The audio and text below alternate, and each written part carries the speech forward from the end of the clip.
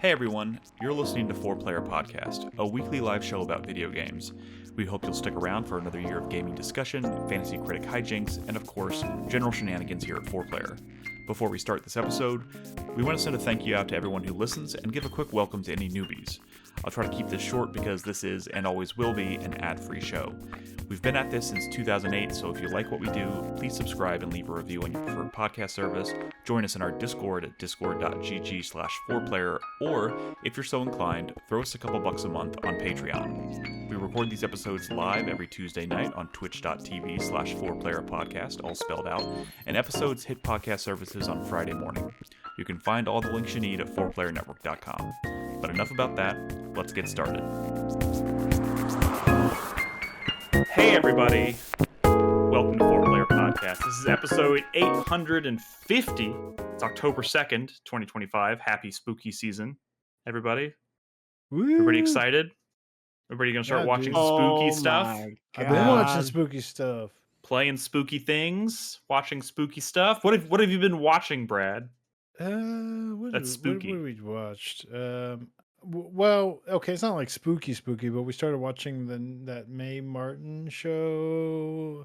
That's kind of like, I don't know, like it has a Toni Collette in it, and it's very Get Out. Oh, Wayward.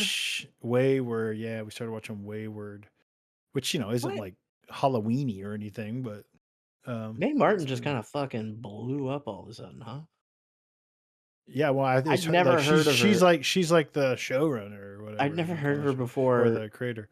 Taskmaster, and now I don't think anyone heard of her before Taskmaster. Except British people. Wait, she's not even British. Yeah, she's American or something, isn't she? Canadian? I don't know. She yeah. It's all the same. Some shit. It's just how shit happens, Crispy. I guess so. Sorry, I'm trying to collect my thoughts. It's been a weird week. Welcome to the show. You already heard from Brad. Crispy's here. Hello, Crispy. Hey, what's up? And Chris Davis. Hi, I'm also here, slowly dying. What? Slowly dying? You okay, buddy? Yeah. We're all No, I'm not okay. I'm slowly dying. I mean, we're all bit, slowly y'all. dying. Let's get to the end of this bit. Yeah, I mean, he's but y'all didn't turn 40 yesterday. What the fuck? It's his birthday. We missed his birthday. Oh my god, it's October 1st. No one remembered your birthday, LOL. Yeah, thanks, guys. Sorry. It's very nice of you. Actually, Actually, Nolan remembered. How did Well, you no, know? first of all, I can't speak for everybody here, but I've had a very unusual week, and I wasn't thinking at all about your birthday, so I apologize. But happy birthday! Fuck! Now you got me feeling. Let's just cancel this podcast. Let's just So put the microphones down. What'd you do for the big 4-0, buddy? Oh, come on, Chris. What'd you do for the big 4-0? I went and had dinner with my mom, and then I came home and I did absolutely nothing. That's the way it should be when you're. Something. That's the way it is when you're 40. I unpacked my birthday presents, which was a toaster and a one of those plastic sealer things. Man, it just gets it's so exciting when you get this age, right? Yeah. I mean, I think that's a him problem, maybe. Would you get some barbecue? No, I live in a town of barbecue. Like, no. I know. That's why I thought maybe you get some barbecue. I make my own barbecue now. Oh. I made a brisket 3 weeks ago, and then I made a pastrami 2 weeks ago. That was incredible. A pastrami? Some pastrami or a pastrami? A pastrami, a 6-pound pastrami, and I ate on it for a week, and it was the most wonderful thing I've ever had. Yeah, wasn't he cooking? Weren't you like cooking it last time we recorded the podcast? Smoking. And like 15 minutes later, after the podcast ended, that's when I finally got to eat it, and it was glorious. Ate a whole pastrami all by himself. Look at that. Well, not 6 pounds of pastrami. I ate it across a week, but yeah. Just fucking how's that pastrami? Does it taste better to you because you made it, or was it actually goated? It was actually pretty fucking goated. I'll be honest.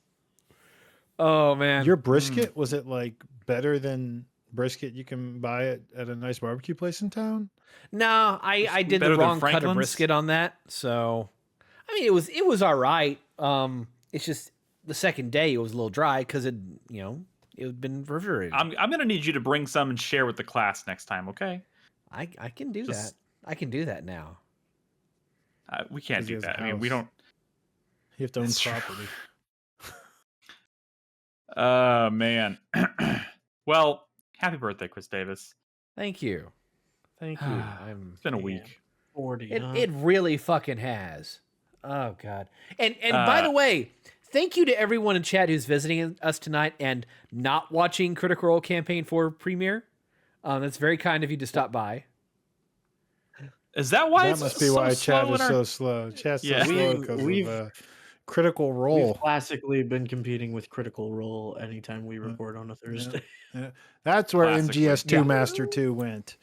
Yeah, Oh my God. that son of a bitch. Sometimes when Brad like reaches down into the bag of like old community members that we haven't seen in ages, I'm shocked at who he remembers. Anyways, guys, welcome. Video games. We're here to talk about them, and we got some big ones this week. Between Hades 2 and Silent Hill F, I think we got plenty to talk about. Both of those games are out in the wild, and as we talked about on the show last week, Silent Hill F is reviewing quite well, and now we've had a chance to play quite a bit of it. So we'll be talking about that in due time. And I think Brad has started Hades 2, which started, bro. Oh, well, sorry. I mean, I would have started it myself if I was not still like up to my neck in Silksong. In fact, Yeah. I've binged Hades 2 because I've been also playing Final Fantasy Tactics: The Avalist Chronicles. Oh, I 100% expected that. Yeah. Yeah. You're not talking about that tonight, though, right? Because No, I wouldn't bore you with my little person grid games. That is factually untrue. You spent 2 weeks talking about Tactics Ogre remake. Yeah. we will definitely hear from you about that game in the future. I've also been playing another game, but I'm going to save that as well. Yeah, and so, spooky season. I know you've been streaming Silent Hill F. As I mentioned last week. Although I had a good session last night that I didn't stream, but cool. I don't know. I could have hit the stream button, but fuck been it. Been a little quiet. We've been competing against Critical Role, so they were all off listening to Critical Role. So Oh no, are you saying we fell off? I think we finally fell off. We finally did. But I did play a bunch of it. I think you're pretty good. No.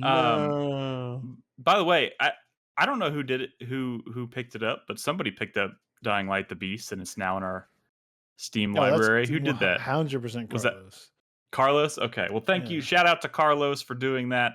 I was fully expecting to shell out my hard-earned cash for Dying Light this month, because I am planning on streaming it pretty soon. Carlos is like your nobody, Nick. Did you know that? What does that mean?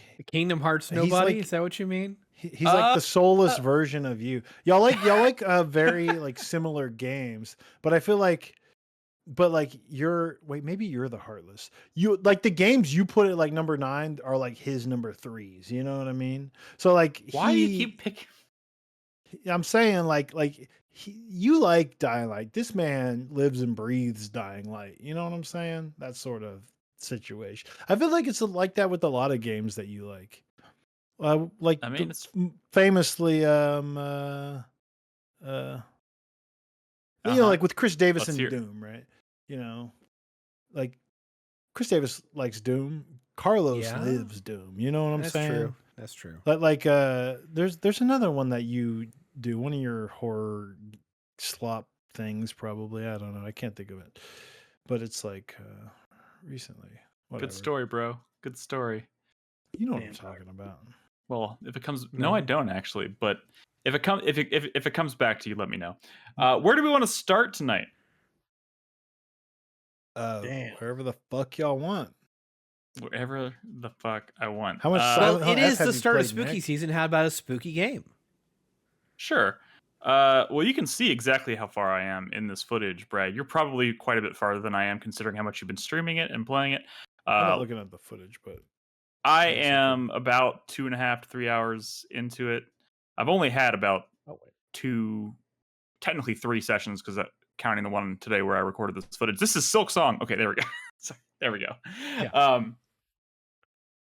Yeah, so I'm still fairly early in the game. I'm still kind of like at the point in the game where I'm trying to like kind of figure out what all. I mean, I'm going to spend most of the game trying to figure out what's going on, but it still feels very fresh and new to me. I still have no idea why this game is called Silent Hill aside from vibes. Well, I mean, it gets into like Silent Hill-esque stuff pretty soon, even though the setting's very well, yeah, But, I mean, like, I definitely you know, like- feel the Silent Hill, like the soul Yeah. of Silent Hill in this. Absolutely. it's definitely like psychological horror, Yeah. sort of.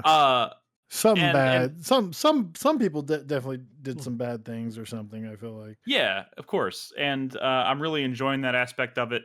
And it's as a refresher, this is that game that for a very long time we've known about, but like since the moment it was announced and we found out it was being developed by the team that did all those multiplayer Resident Evil games, I don't think expectations were super high. I mean, I think a lot of not people's at expectations all. for this general reboot of the Silent Hill franchise and Konami's re-entry into game development was been very low. But after, and honestly, I was still kind of under the impression that Silent Hill 2 remake was going to be kind of like a not the norm in terms of like what to expect from this revival. But this game reviewed very well, and now that I'm playing it, can I ask you something, Nick? How much sure. do you know about why this game reviewed really well?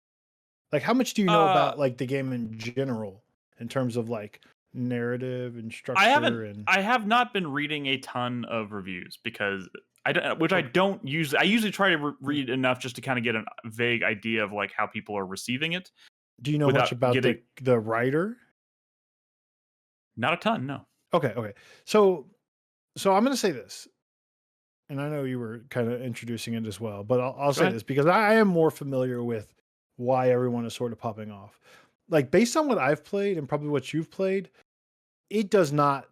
It's definitely getting better for me. But it has like when I was at the point that you're at right now in this footage, this was not I was like, why is this an 87?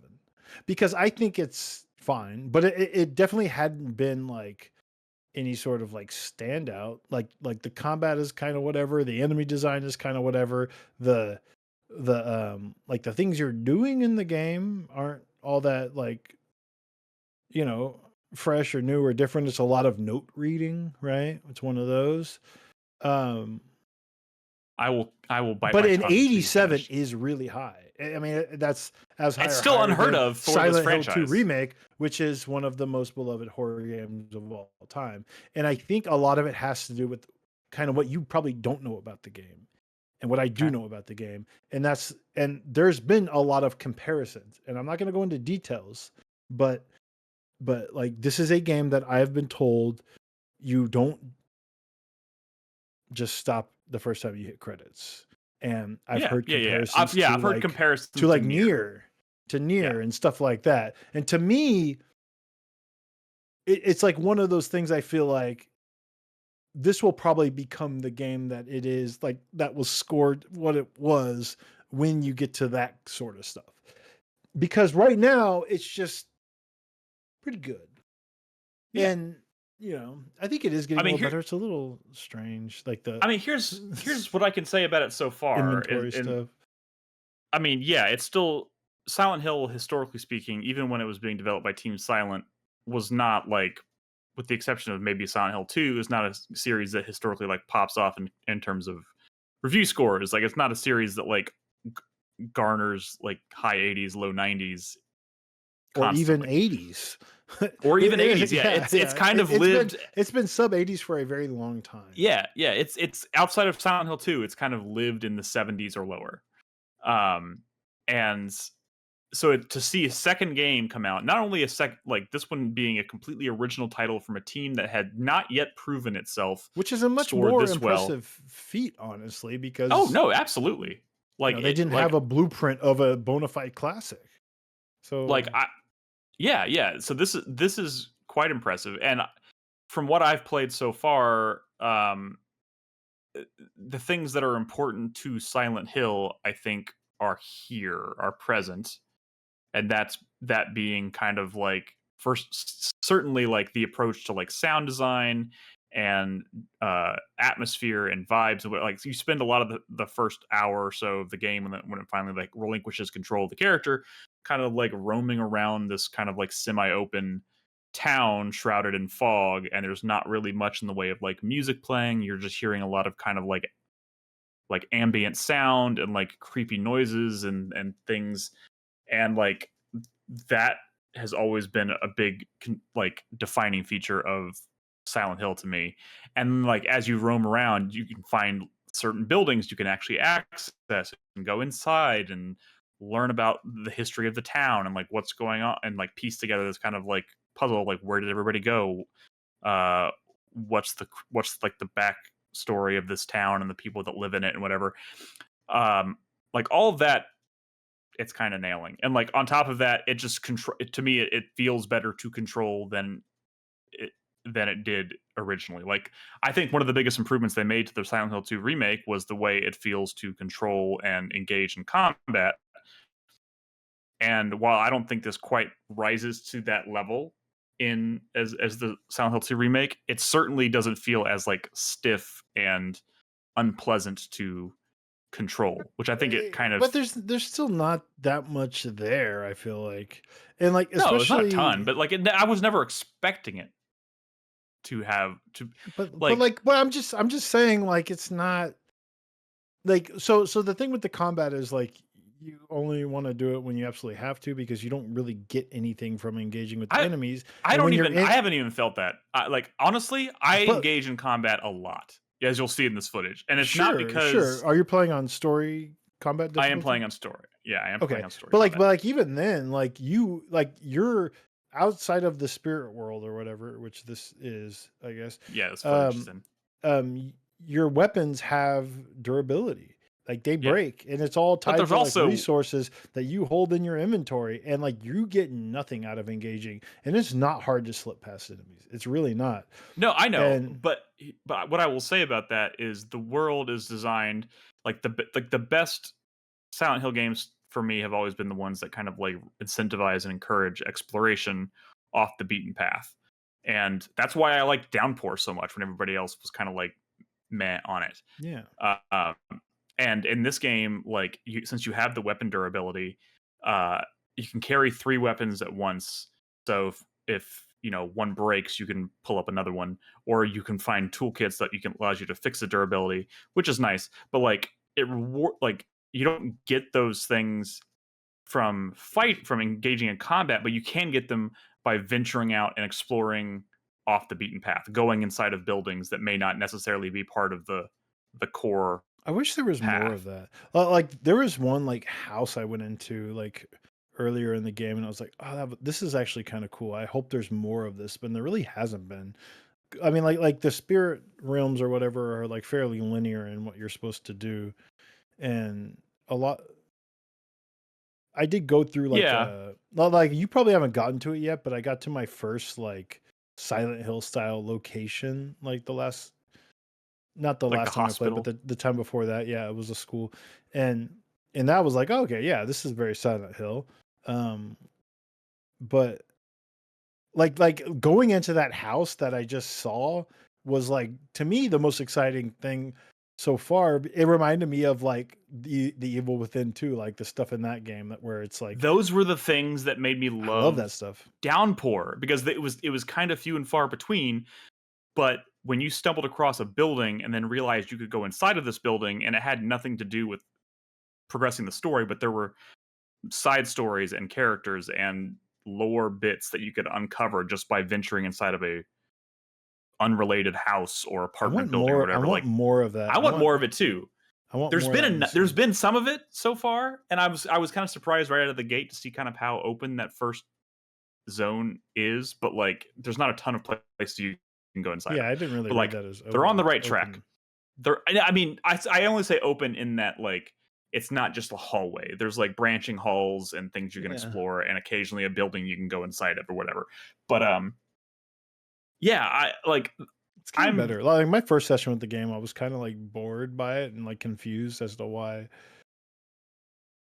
it has systems that the series has never had before. Like it, you can find like charms that you can equip to give you like passive Yeah. stat boosts and abilities and stuff, Yeah. which I thought was strange. And you can It's like neat, but like it's you can very sacrifice items at save points to gather faith, which you which is spend. to It's upgrade your weird. character. Like I Yeah, don't know but if you got so like you to eventually upgrade can your upgrade your character as well. it's like a survival horror game that's based on like resource management, and it's like, but if you want to level up your character stats, like you might have to like sacrifice this really valuable item that could help Like you. it's awkward because you have all these items also covering up your inventory that aren't sacrificable. So it's like, well, I guess I just Most of sacrifice the ones that give me points. And because I can't sacrifice these health kits. There are so many different items that do the same thing. I'm finding it kind of frustrating. Like I told Malia last night, like you need to look up the inventory upgrades because I don't want to miss any of those. Because I am constantly full of items, and like those items are extremely useful, like almost like unbalancedly so. I got into a boss fight last night and I ate one of those higarashis, which are like restores your stamina and makes it to where you can't deplete stamina for a short amount of time. That's a nice I'm little like, reference. okay, well, it makes sense to eat one of these in a boss fight, and like the whole boss fight, my stamina wouldn't deplete from that one item I ate, and I was like, okay, well, that was That's insanely probably because powerful. you're playing in It trivialized story this mode, whole right? boss fight. I'm You're playing playing the story as well. yeah. Yeah. And I'm like, that is one thing I picked up from like the response, the reception was that like if you want to experience kind of just if you're into Silent Hill mostly for the story, and you know the history of the series in terms of how like the combat can be kind of grating at bad times, or whack. but like I don't like this new era of Silent Hill. I would not even describe the combat as bad or whack. In fact, I think the combat in It's the not, Silent like, Hill 2 remake was good. phenomenal. Dude, the combat in Silent Hill Phenomenal. 2 was great. It was great, man. I fucking loved it. I had a great Phenomenal. time with We've that. downgraded to great. Even then, I'm like, it was good. It wasn't like Whatever. Resident It Evil. was Like a Resident Evil, you like want to get into combat because it's like, you want to fuck some shit up. Silent Hill. I mean, but that's never been Silent Hill. I feel like it was Silent missing Hill's a verb or something. Silent Hill has never been about combat. It's never been like trying to get you to engage in combat the way you do in Resident Evil. But there's a lot of combat in this. There is, but like they have tuned it to the point where like engaging in that combat doesn't feel. You passed like up a Higurashi. I just told you those were super powerful, and you left it on the ground. Why? Because you had a whole inventory of healing items that all did the same thing. Well, it's mostly because I didn't want to. The weird thing is, if your inventory is full and you pick up an item, it's like you can swap one of your items out for this item, but it doesn't just drop that item that you replace on the ground so you can pick it up again later. It gets rid of it completely. So like I tend to like not pick up items and be like, I'll just make a mental note that it's here and I'll come back for it if I need it. Do you understand understand the significance behind the Higurashi? Me? The writer. Hey, yeah, I don't. It's just the name of an item that restores stamina. It's more than that. But hang on, you can mention the writer in a second. Can I ask you something while you're fighting things? Can you explain the sanity meter? Because to me, it's just like a super meter that lets me do my super moves, and like, but I use them and then it just goes away, and I'm like, well, yeah, why am I depleting? Why is this depleting for me doing my move? My sanity's depleting for me doing my strong attacks, and I'm like, am I not supposed to be doing these? To be honest, I think the story mode kind of trivializes a lot of like the. I mean, shit's killing me. I mean, shit not killing me, but like shit does damage for sure. I mean, especially like I just did like a dungeon or whatever last night that was like a lot of combat, and I'm like, I used a lot of healing items, and I for whatever reason like the red stuff. Like I just don't like. Sometimes I see it and I'm like, oh shit, I guess I should press the button. But sometimes I'll just stand at an enemy and I'm like, shouldn't this enemy be doing the red shit? Just kind of like stand in there and I'm just waiting so I can do the counter attack when I see some red shit. I just don't see the red shit, and I get frustrated. It doesn't always do it. I start using don't my always focus do it. attacks, but then that depletes my sanity, quote unquote. Wait, is it like a Batman Arkham kind like of counter button when they kind do of the thing? So sometimes they will And then you wing a batarang in their face. Exactly. Yeah. Sometimes they'll like right before they attack, you'll see them like flicker like with this like red outline.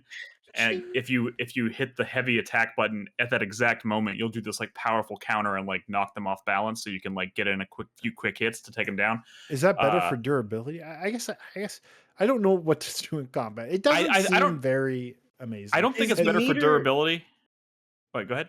What? Is the meter building sanity or building insanity? I think depleting sanity. It's depleting because it's full, and the it's more full stuff of sanity, and then you're spending sanity to do insane moves. They're not that insane. Oh, they're just like so exciting. It's just like stab.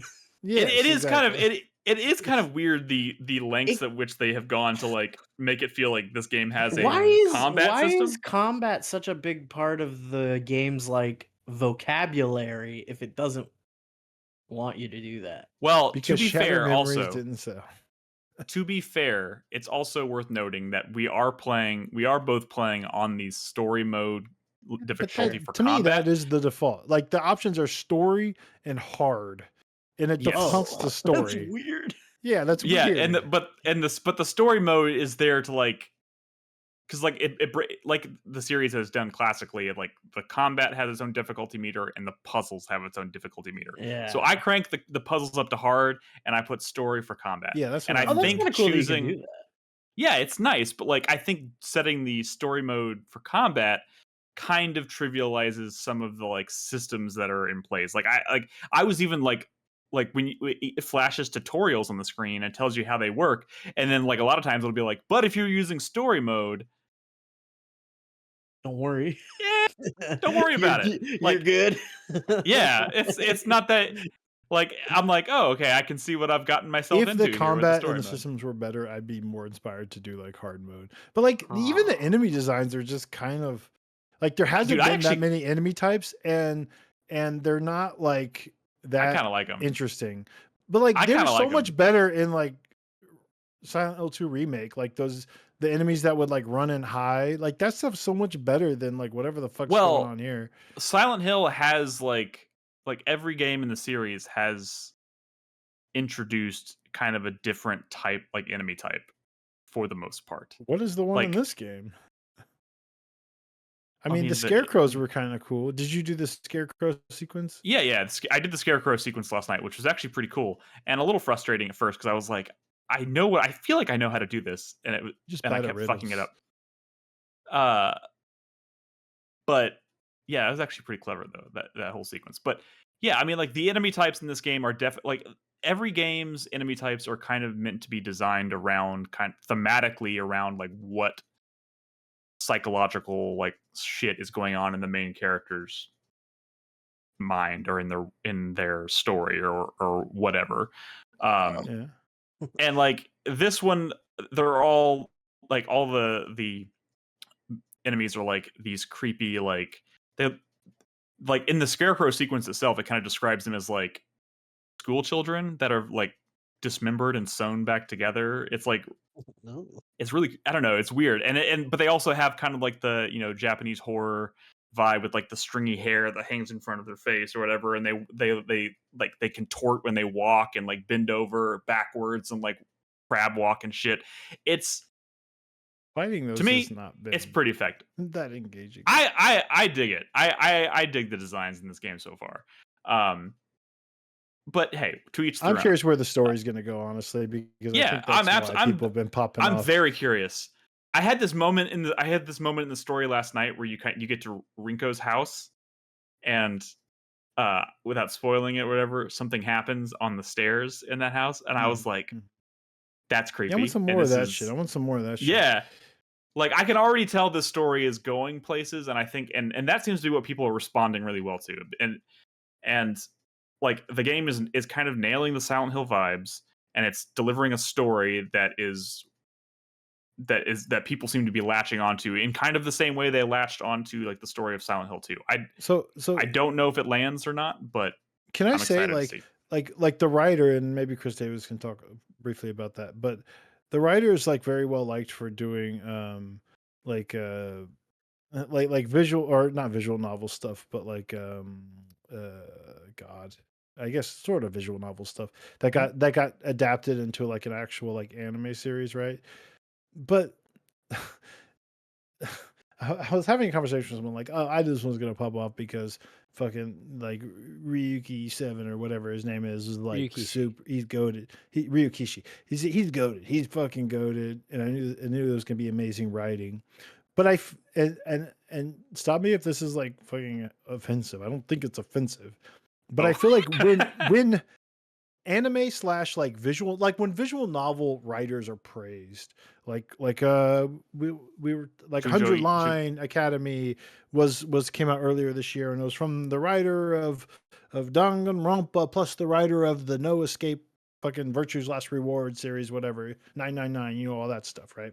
And I think about those games, and I've played some of those games, I've dabbled in those games, and like to me, like the writing is not like the prose or whatever, the dialogue, whatever, is not like all that amazing. It's more like the high concept stuff.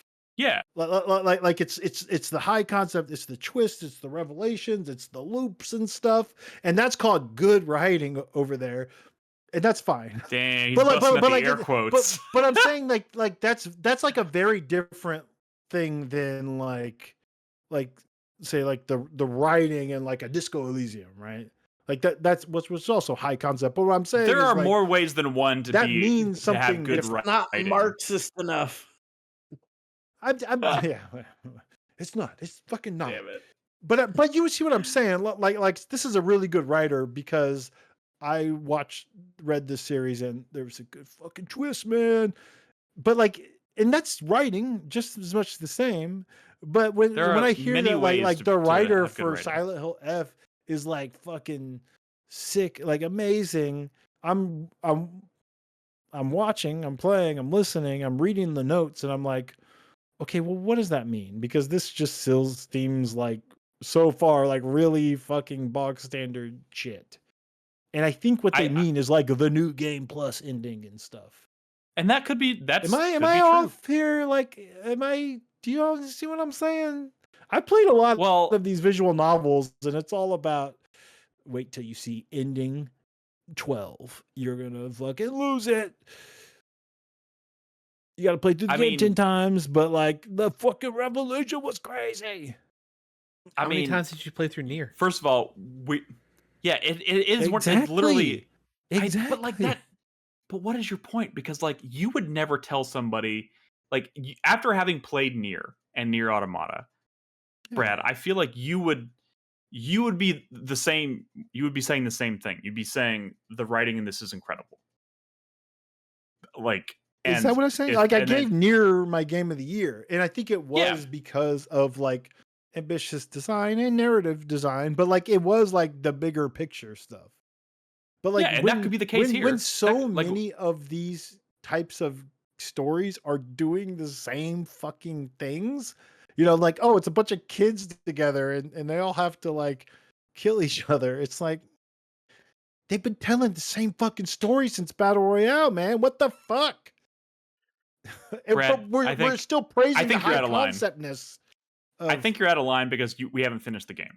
I feel like there's probably people maybe who are listening to this at home who maybe have finished, who are screaming into the void right now because you haven't finished the game. And maybe you should maybe watch or read or play Higurashi, like, because that's where this game is finding its foundation. Read a little bit up on it, and I'm telling you, it's liked for a lot of those same fucking reasons, dude. And that's fine. So I don't know why that's a controversial thing. I don't know. Look, I feel like it's for me, tropey now. That to me, like tropey is also not necessarily in and of itself a bad thing. Look, I'm really enjoying. What? I didn't say. Look, no. I know what you're gonna say, Crispy. What am I gonna say? ridiculous. Because we just had this conversation before the podcast where I said that I like it when stories don't necessarily We got him. go with We the trope. fucking got him. But I also like plenty of things that do lean into a trope. Like it's not all or nothing. It's like I just appreciate it sometimes when a story is brave enough to try something different. But I also have loved plenty of things that have completely leaned into the trope and done it really well. Both things I'm setting can be myself true. up to be like surprised though. Like if the game is more than just where I'm kind of expecting it to go, then I'll be impressed. As Obviously. I will wrap up by saying, as somebody who has long considered Silent Hill to be among my favorite gaming franchises ever, despite the fact it's had a lot of ups and downs, like I still find it kind of miraculous that we're here.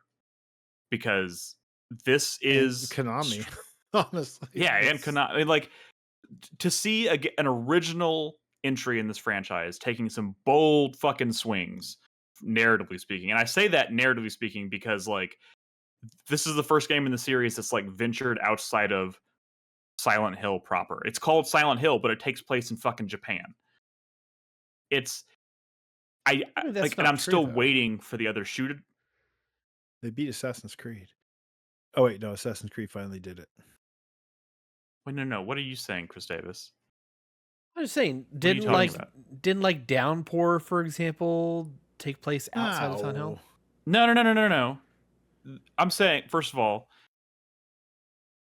there have been things that have taken place around the outskirts of Silent Hill, but they always lead back to Silent Hill. Like Silent Hill Okay. 4, when you crawl through the fucking, like when you're in your apartment, you're in a different place. You're not in Silent Hill, and then you crawl through the hole in your bathroom in the apartment, and you end up in Silent Hill. Like all roads usually lead back to Silent Hill. This game, as of right now, where we are at this point, These people is are only Silent Hill in Japanese, Chris name. Davis. Japanese. Is all this shut up. This at this point, this game takes place in a different part of the world, and I'm still kind of like I like the bold swing. I am going to be a little disappointed if it doesn't somehow explain some kind of connection to Silent Hill. Silent Hill isn't a place; it's a state. No, of it doesn't have to do that. Like it's nailing. Like it is absolutely a Silent Hill story, and like it doesn't have to like literally tie back to the Silent Hill.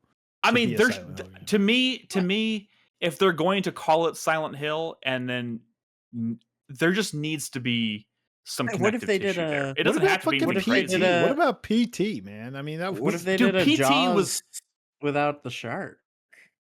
Don't bring up PT because PT was just a teaser for a game that never came out. We don't even know what the fuck. We don't Like, know where that the- house was. I bet it was in Silent Hill.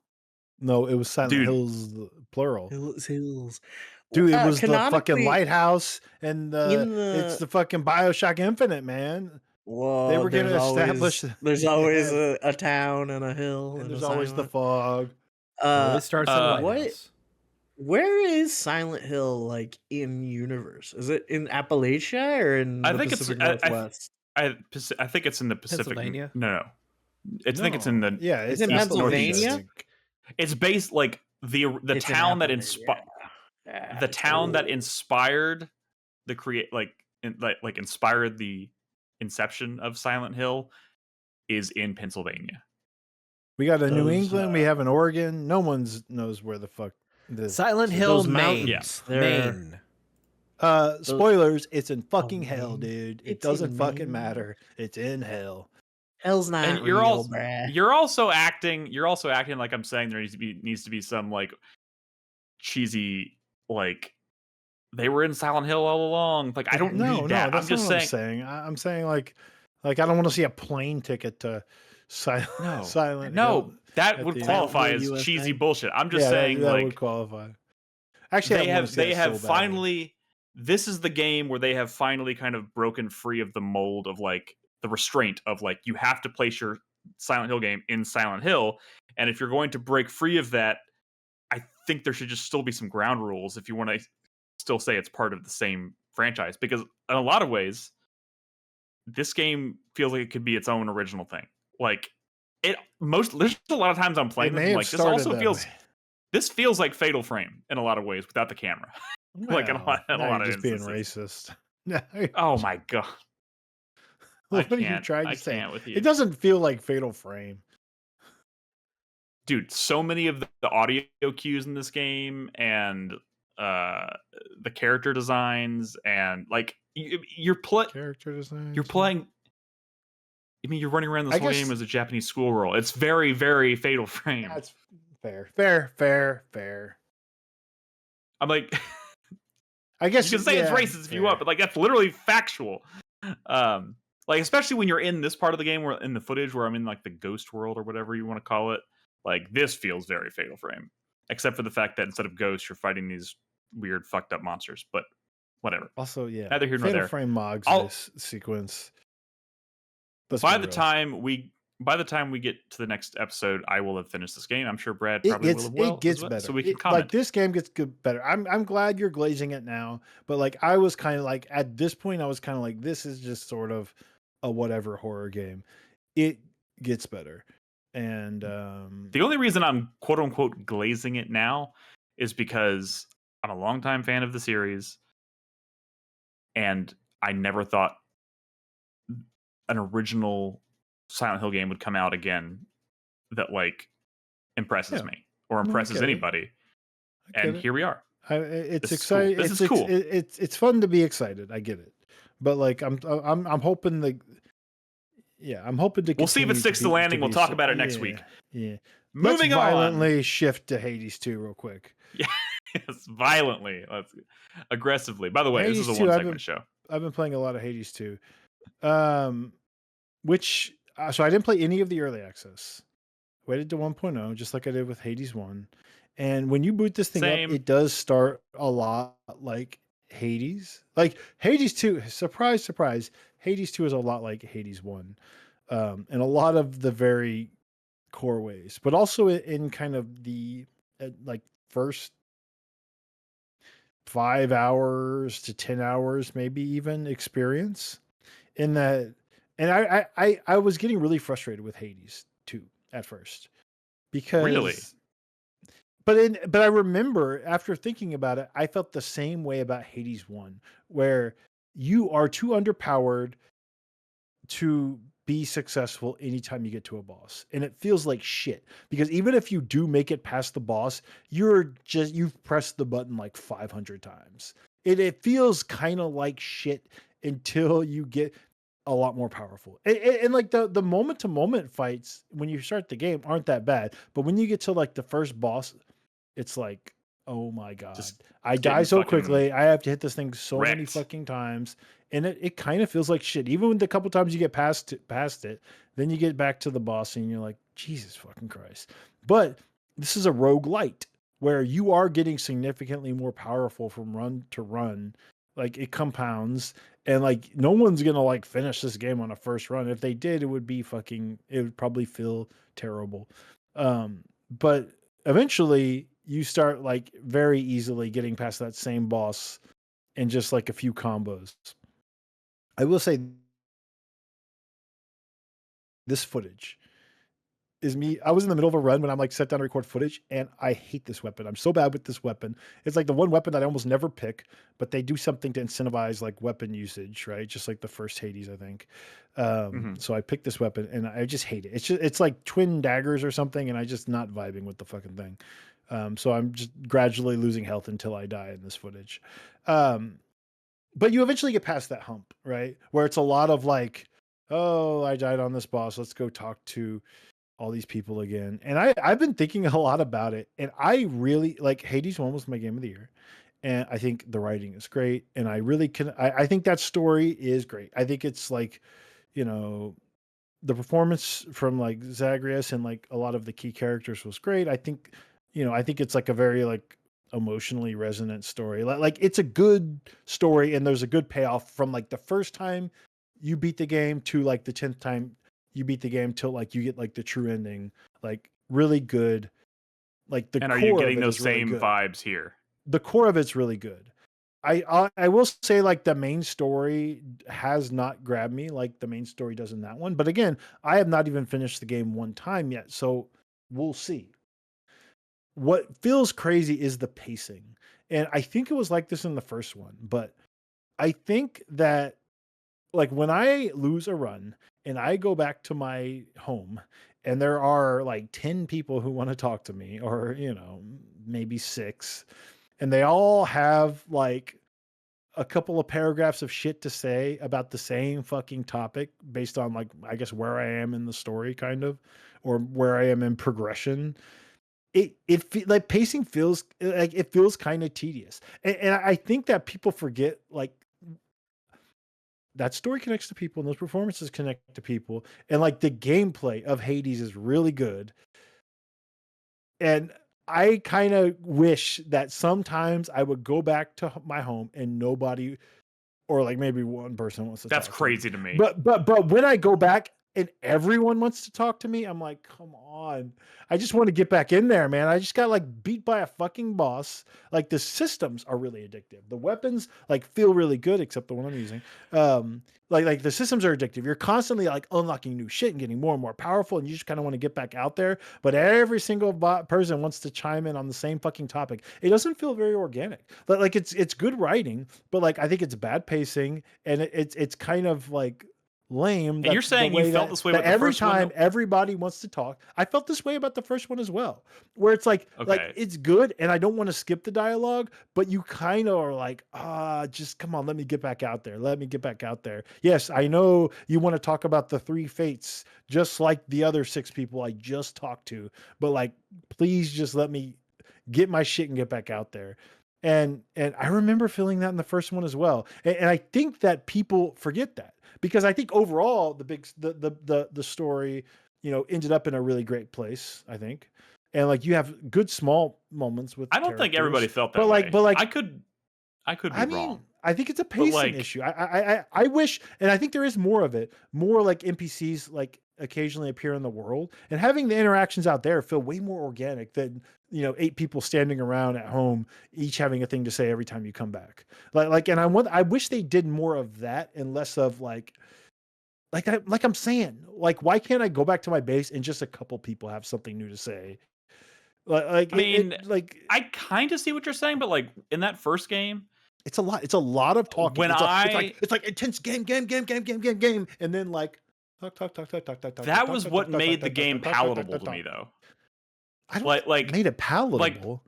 Yeah, like for me, like going like to me, I felt like when I lost a run, I was like, that's okay, because now I get to go talk to all my friends. And like it's not that stuff was bad. It's just it didn't feel very organic, and it was like a talk to everyone. And like they kind of have some of the same types of characters from Hades 2. They're different characters now, but like there's a cute character that wants to talk to you about is kind of silly, and there's like a character who's like fucking like kind of doesn't like you that much, and there's there's the stern parental figure. The tropes. Well, I don't think they're tropes. They're just very similar to like Hades 1 counterparts. And that feels a little weird. And like I'm kind of waiting for the main story, because it's like, I got to kill Kronos. I got to kill Kronos. I got to avenge, what Kronos did. And it's just so much of that. And every character is the same, like from every like story beat, every progression beat, you have 8 people who want to all talk about the same thing. And I'm just like, can we talk about something else right now? Like, I want to just like, I want like a conversation that isn't about the main story and what's going on. I want just a random conversation about fucking squirrels or something, because these interactions don't feel. I'm just curious. I played a lot. Like, and the game is doing cool new shit. Like structurally, there are 2 runs you can go on. Hades 1 was always the same run.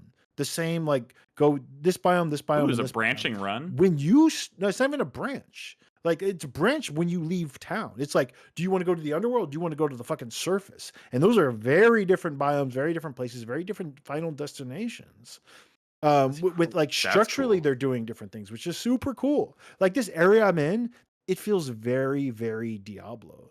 like you go into like Hades 1, you go into like a room essentially, right? Or like, these areas feel very small.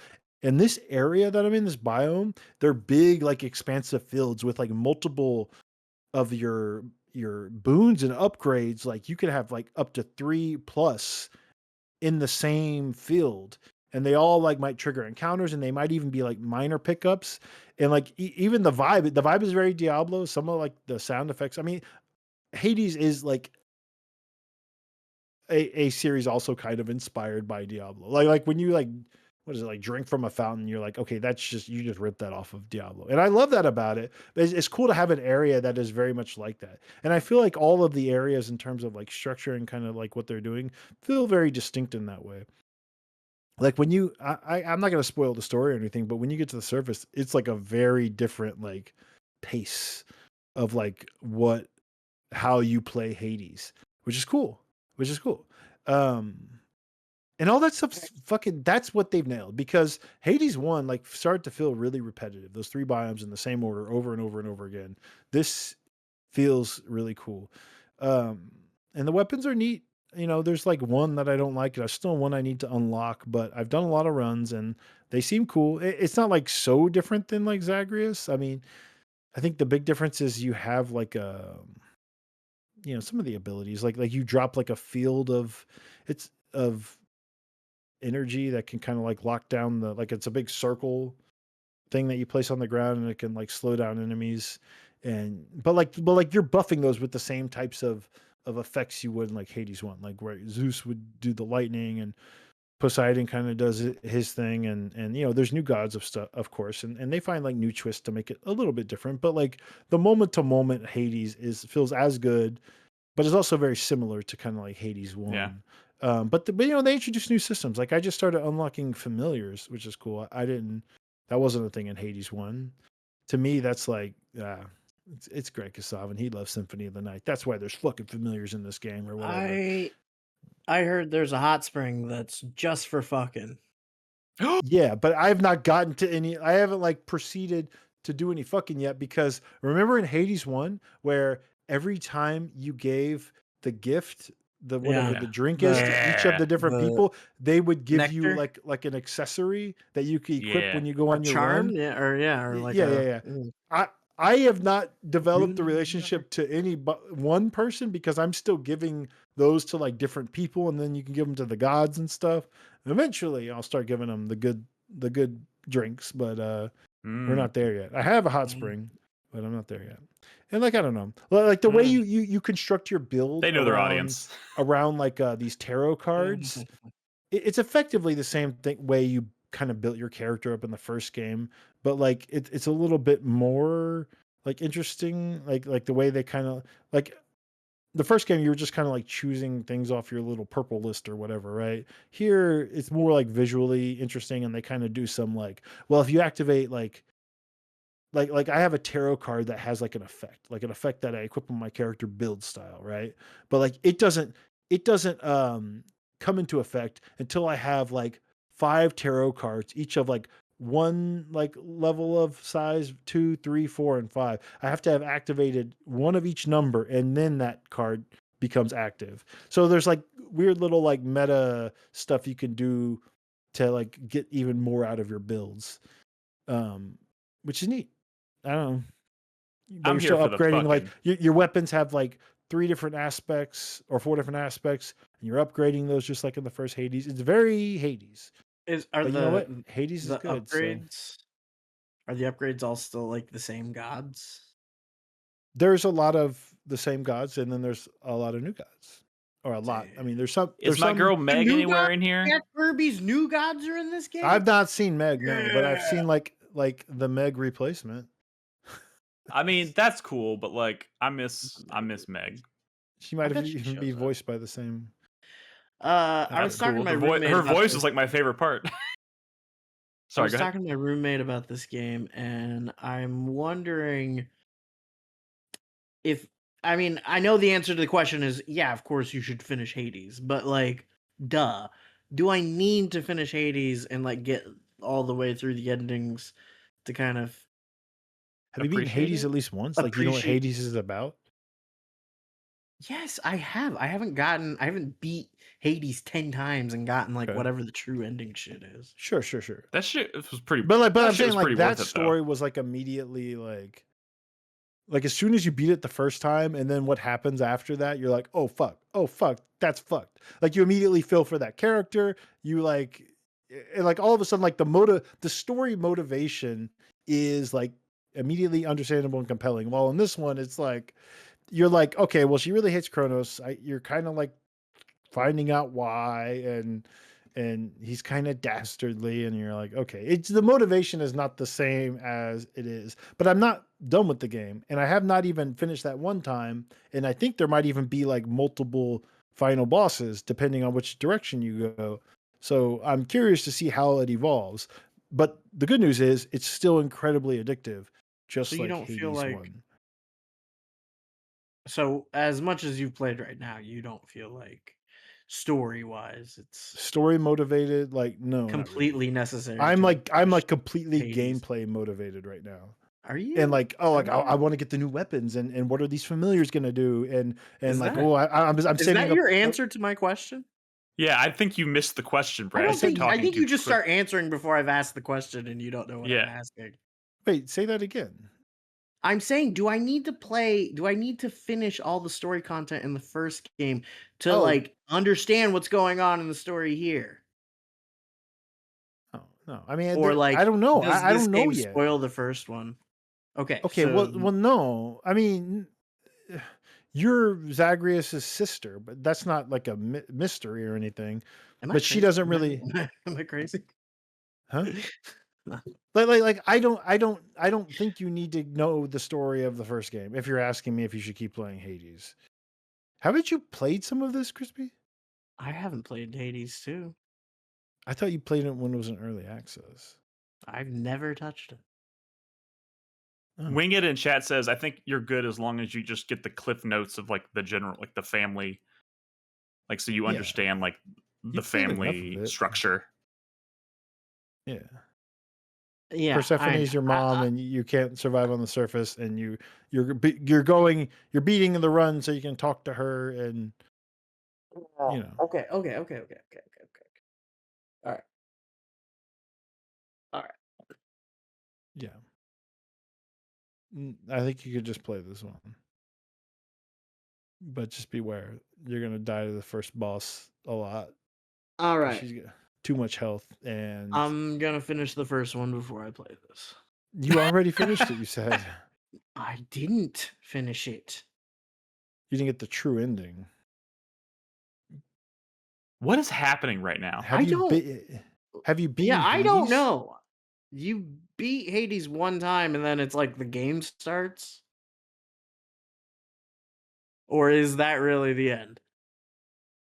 No. I Wait, think the it really first is one of Hades- those. The first Hades is one of those games like Nier, where it's like if you stop after the first thing, you have. It's That's like what I'm stopping at the saying. end of it's like stopping at the end of Act 2 Like of Hollow I Knight wouldn't say I Silksong. Like, beat Nier Automata if I just got the first ending and didn't replay yeah, it. it's the same here. I would say Okay. it's the same here. Yeah, it's just weird because you beat a run. Like you literally have to play the game a bunch. I don't know. But it's still I gotta- continuing to give you new dialogue and new story stuff in between those runs, and the story keeps going. So yeah, you really It was do 10 need to runs, finish. yeah. If you, God, you're killing me, Brad. What? I don't know. You're like, Crispy's just trying to get an answer to his question, and I'm trying to answer it, and you're making it difficult. Hades is saying not no. over until you have beaten the game 10 times. Let's just leave it at that. Okay. Yeah, but also I don't think you need to play Hades 1 to play this. Okay. Is my answer. Yeah. But it's pretty good. Hades 2, pretty good. I mean, there's Zeus boons, lightning related. I don't know. I feel a little bit about like the weapons. The way I feel about the weapons is that like they were really trying hard to make weapons that weren't like the weapons from the first game. But like they're still like not that different. But like they're like I feel like they have to be a little weird. So that, because the first game had like a lot of like pretty standard weapons, even though they were kind of cool and there was neat little twists with the aspects. Here, they have to really kind of go out of their way to make sure they're not too similar. But I don't know. It makes it to where like they're less intuitive. I definitely have to like spend time with a weapon to like figure out what the fuck is going on because I But don't that's know, they didn't want it to be like the that's first game.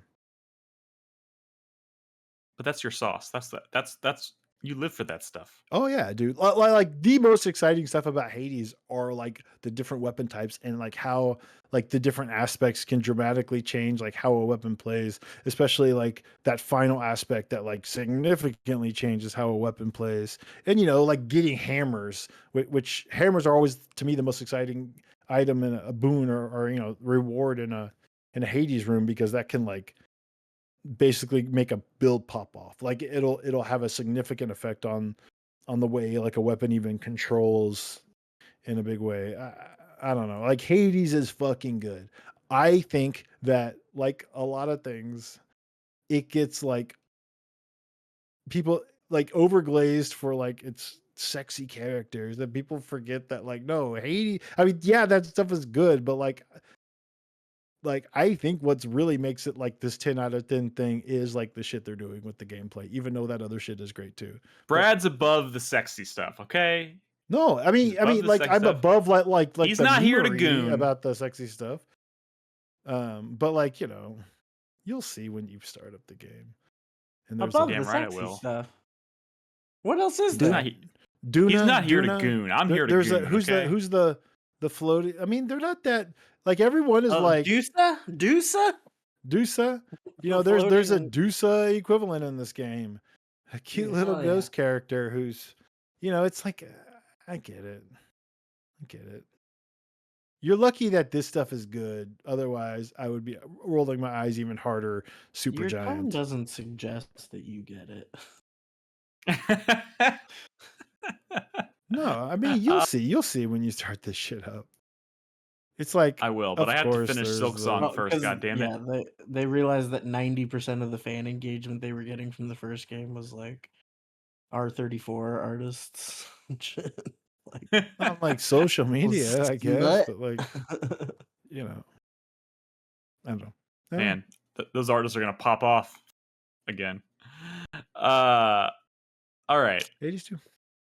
So I didn't see anything else on the docket. Crispy, do either of the Chris's have anything they want to throw before we do the 4-player minute? Any surprise games you've been playing? No, that you want to I've still mention? just been playing Batman. It's still pretty good. Which That is Batman? pretty good. Knight. Arkham Knight. Yeah. Oh, Batmobile. Yeah. This is That The Batmobile's Joker pretty stuff is I am so getting good to in the that point.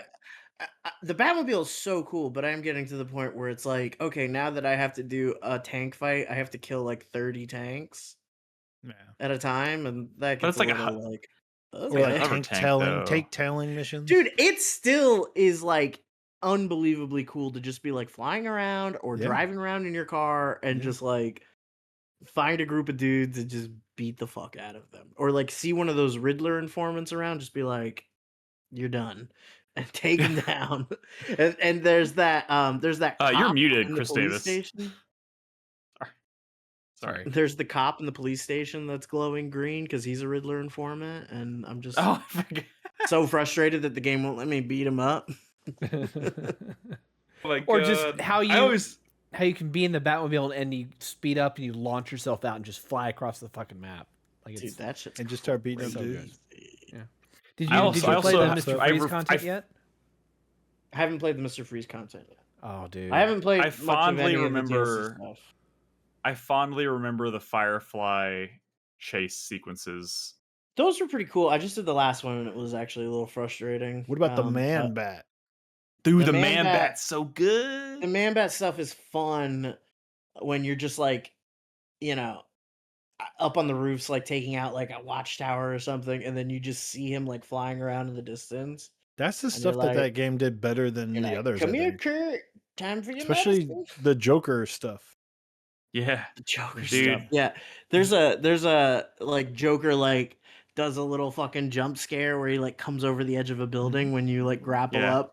at one point early in the game, and I Dude, knew yeah. it was gonna happen, and it's still fucking.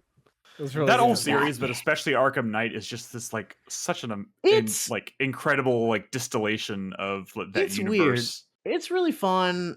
It's a fun version of it. The thing, like it does kind of ride the line a little bit between like, oh, we're trying to make like a serious, gritty version of Batman, but it still has a lot of the like completely bonkers, like maximalist design of characters, places, like even scenarios are just like fucking ridiculous. But Yeah. Oh, yeah, 100%, it's great. It I- is pretty perfect. I think a lot of the character designs I've kind of like on over the years, but like they were cool at the time. Um I don't know. Like I was looking through like the different like Robin and Nightwing suits, and I can't find either. I can't find one for either of them that is like really cool, Yeah. It kind of sucks, The- but whatever. The Batgirl one I think is pretty alright. Batgirl one's fine. I- Yeah, I've, it's sick. saw a couple of people chat ask about Final Fantasy Tactics.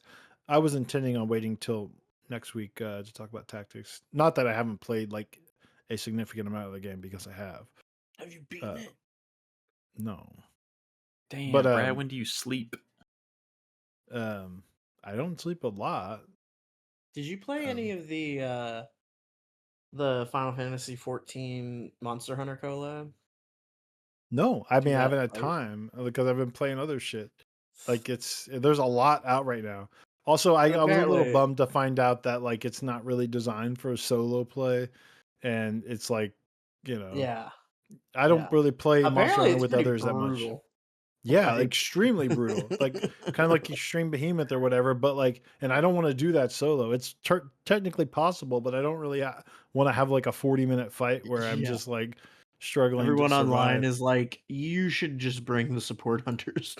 Don't go with Yeah, randos. absolutely, and I would, but like even then it's just going to be brutal. Pretty cool. And that's for the Final Fantasy 14 people. I don't really care about that monster.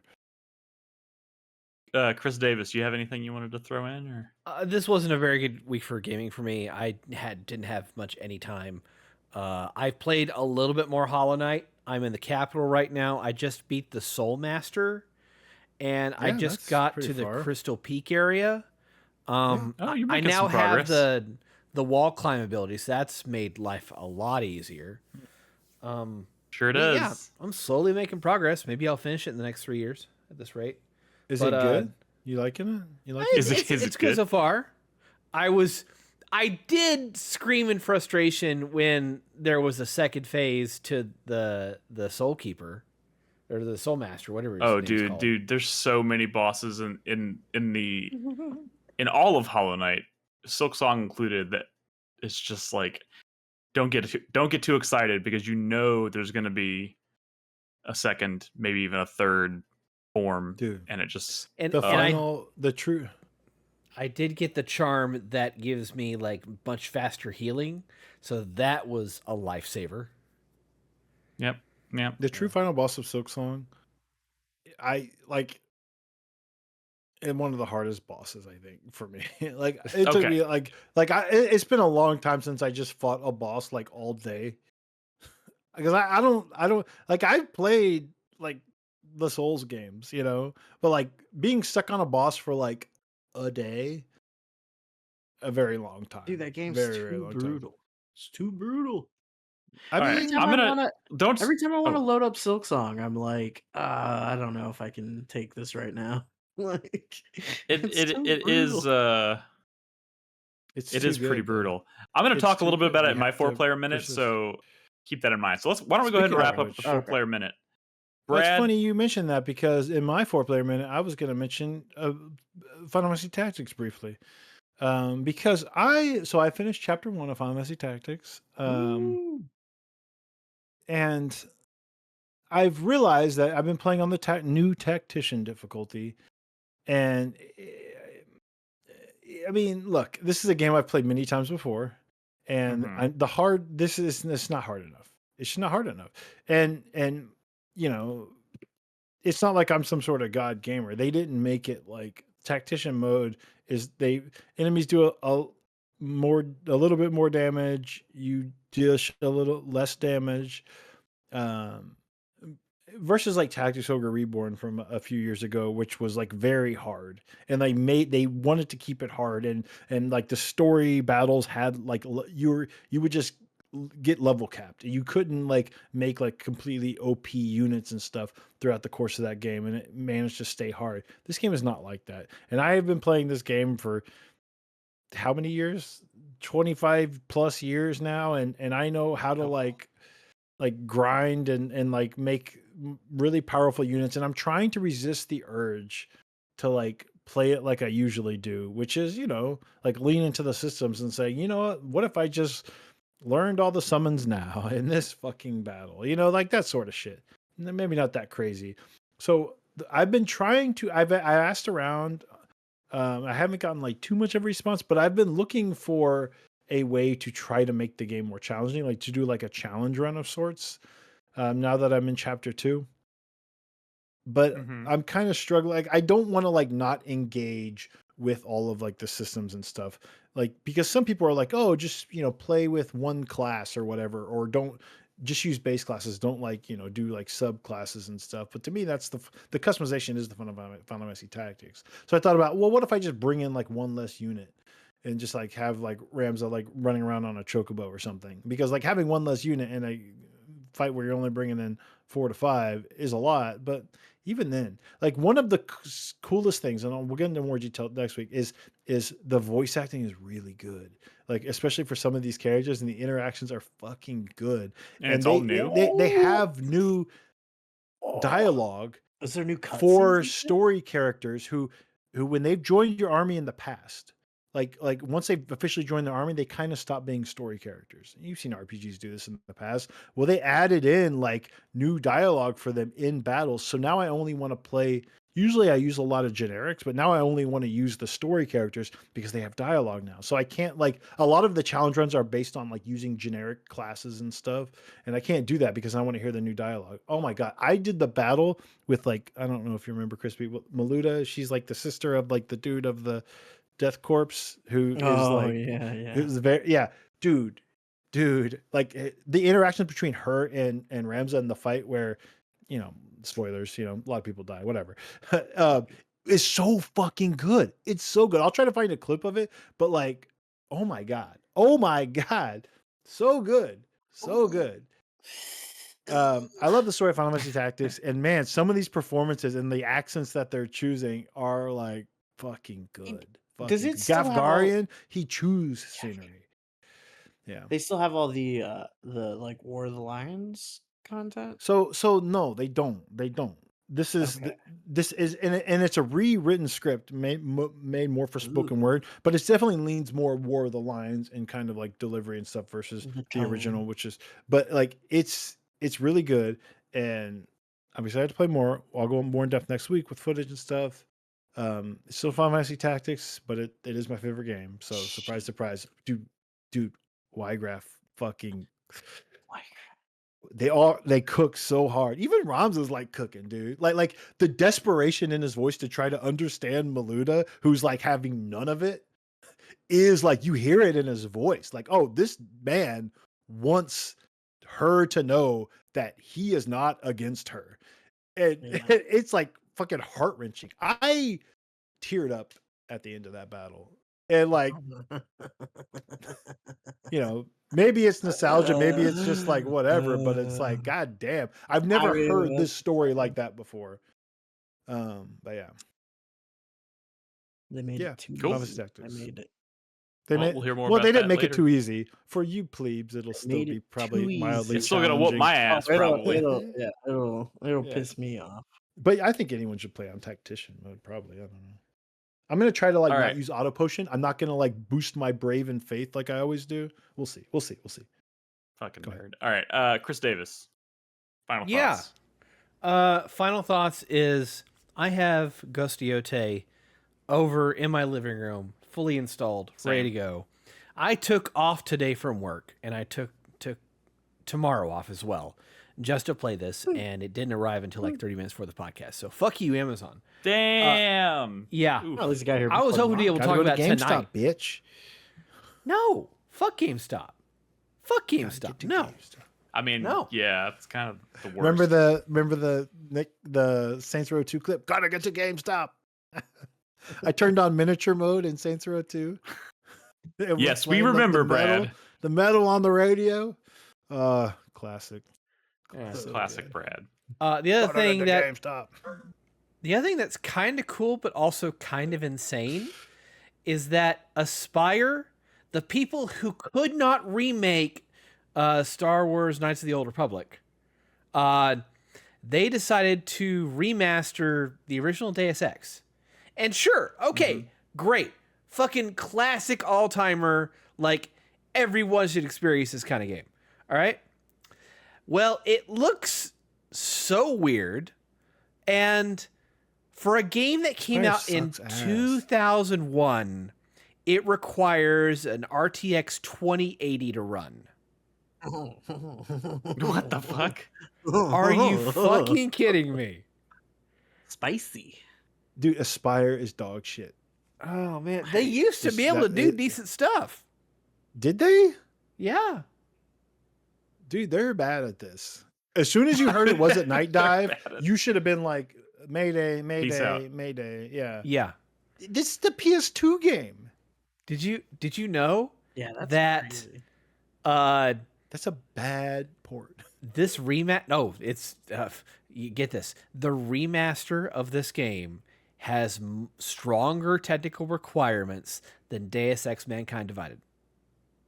Hell yeah. What the fuck? Yeah. Yeah. 4K, it's baby. insane. 4K, motherfucker. I mean, I understand if it's like hard drive space. That would make sense if they're using like completely new 4K textures and everything, maybe even some new animation cycles, but it doesn't look like it.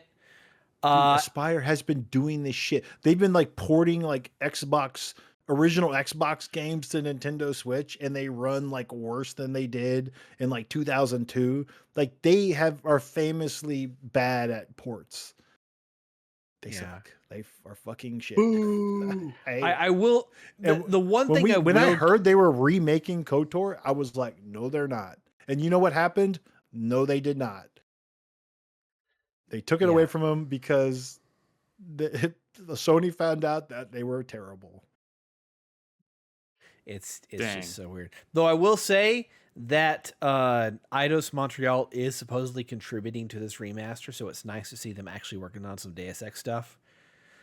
Maybe if this does, Don't get your hopes a- up. Don't. Look, I have to have my hopes up, Nick. You need to finish Mankind Divided's story. Dude, I have Mankind played Divided, Mankind Divided. I've played about 50 to 60% of Mankind Divided twice, and I've fallen off twice. Dude, I don't know what it is. I don't know the what it is video- about that game. I hate to break it to you, Chris Davis. Like Mankind Divided is so like I'm pretty sure the video game industry has already executed every single person who's worked on that game. What the Just fuck? like a bullet in the back of the head. Like Yeah. that team has been like tried to come back like many times to do interesting things in the video game industry, and they keep Not today, getting Satan. like pushed back down into Stepping the on depths of rakes. hell. Yeah, it's Stepping on fucking rakes. horrible but true. Yeah. Stop Mankind the digital Divided. apartheid. I feel so bad for that team. Yeah, and the saddest thing about Mankind Divided is that was going to be a two-parter. Like they cut the game off at that point so they could use everything else they built to make the third game, and that got canceled. It's like there's so Yep. much more that they've already built that we're never going to see, unfortunately. Hmm. So Wah, wah. yeah, What can All you right. do? Crispy. Final thoughts. Oh, Nicholas, I'm going to use my 4-player minute to ask you if you read any of that Absolute Batman I recommended. No, I have not. Dude, I've been reading it. It's so good. Did you see the stuff I posted in the comic book channel earlier? I did not know. You fucking bitch. You little bitch. Just go look back in the comic book channel. I posted some bits from issue 2 and issue 3, and they are incredible. They're Okay. so good. I was actually thinking You're about such making a fool. I was thinking about making a trip to Dragon's Lair last weekend, and it Damn just didn't come to pass. dog. Damn dog. Just look at these, and you'll be like, "Oh shit, that's peak. All right. It's peak. It's fucking You got peak." it. Also, I think there's a new comic book shop that opened down here by me, which I might go check out. I don't know. Do it. Sounds But like you yeah, I should. haven't. Oh, the other big thing in my life right now, I don't want to say too much because I don't want to jinx it, but Oh, Crispy's a dad. I got 4 kids. No,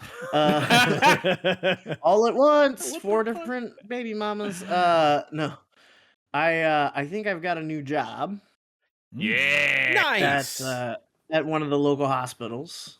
Okay. Cool. So now that I That's have cool. a bit more cash flow, I should be able to stay abreast with video games a bit easier. I'm glad Load for up you, that man. family Steam library, baby. We're fucking Yeah, going, you're in the family, baby. so we better see some We're dividends fucking here. going for it. The last game I contributed to the family was I don't even know. Probably I'd have more to than look it up. Nolan, let's be real.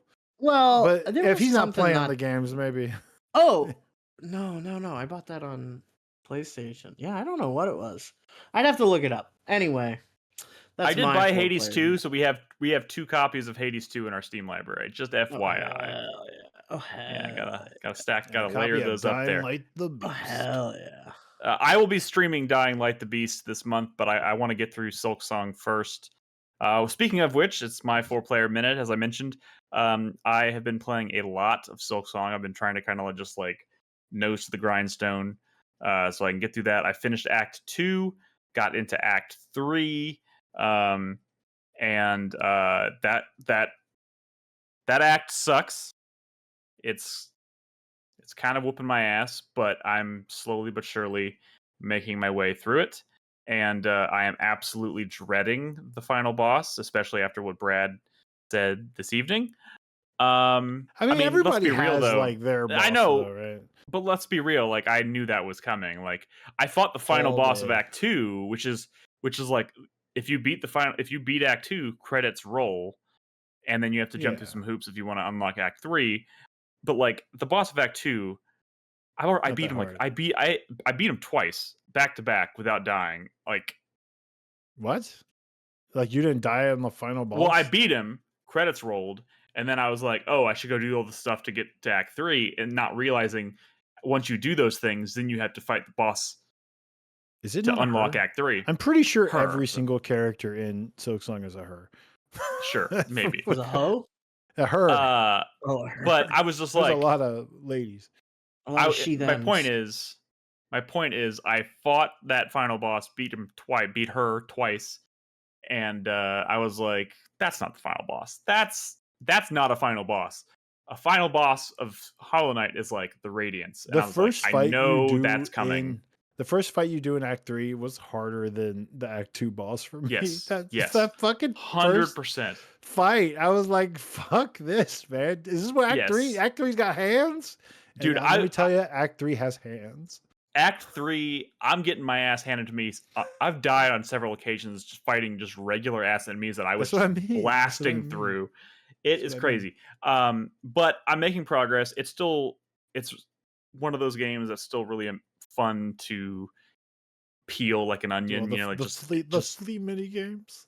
Dude, Did you have flea you mini done any of the flea mini? I games? have done one of them. Oh my god! Oh my god! Well, so you're but- making progress. You're definitely making progress. Oh yeah, and I'm at 70 hours, I think, at this point. And Just know this might be a spoiler, but there's a shortcut in the Coral Tower if you haven't done the Coral Tower yet. yes, I know. So I'm in the Coral Tower don't right lose now, hope. and I know you have to beat it's 3 waves and then a boss. And after the 3rd wave, you can unlock a shortcut that allows you to skip those 3 waves. Yeah, I found that out because I was like, I do not want to be doing this for the rest of my life. So I looked it up and it was like, just beware. After the 3rd floor, there's a shortcut. And I was like, thank the gods. Yeah. But yeah, I'm still obviously loving the game. It is probably, I would I feel pretty confident saying this now. Probably one of the hardest games I've ever played in my life, but still just it's so good. It doesn't like exploring the world and kind of just unfurling the game like an onion. It just makes it so like, even though it's hard, it's just like I can't stop. I can't fucking stop. Yeah. Nothing would keep me from like seeing more of that game because it's too good. Exactly. It's too good. And Robin is keeping pace with me. She's at the end of Act 2 now, even though she started the game like a week and a half after I did. It's the hardest game since Sekiro, I think. Yeah, 100%. I got Ghost of Yotai today, but I'm not going to start that until I finish Silent Hill F. Picked up Hades 2, which I'm not going to start until I finish Silksong. And I have Dying Light the Beast queued up so I can stream it, but I don't really want to start that until I get one of these other games off my plate. And I'm still wanting to go back to Death Stranding 2. Like, I'm fucking drowning, guys. I'm fucking drowning, but there are worse problems to have. So it is what it is. The hell of your own making. It's a hell of my own making. But anyways, it's a great fucking year for video games, and that's pretty damn cool.